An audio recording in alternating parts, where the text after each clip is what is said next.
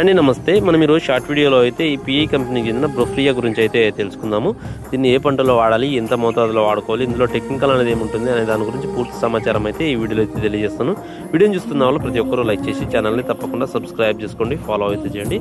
So వీడియోలోకి వెళ్ళినట్లయితే ఈ బ్రోఫ్లియాలో టెక్నికల్ అనేది మనకు బ్రోఫ్లానిల్ అనేది మనకు 20% ఎస్సీ రూపంలో అయితే ఉంటుంది. ఇదే టెక్నికల్తో బిఎస్ఎఫ్ వాళ్ళది ఎక్స్పోనస్, అలాగే జీవాగ్రో వాళ్ళది అల్టిమేర్, అలాగే ఇండోఫిల్ వాళ్ళది అలెక్టోన్ దొరుకుతుంది. ఈ మూడిటికి సేమ్ టెక్నికల్ అండి.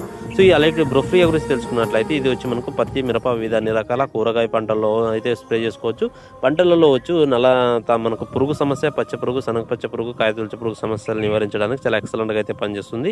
దీన్ని మిరప పంటలో వచ్చు నల్ల తామర పురుగు సమస్య నివారించడానికి చాలా సమర్థవంతంగా అయితే పనిచేస్తుంది.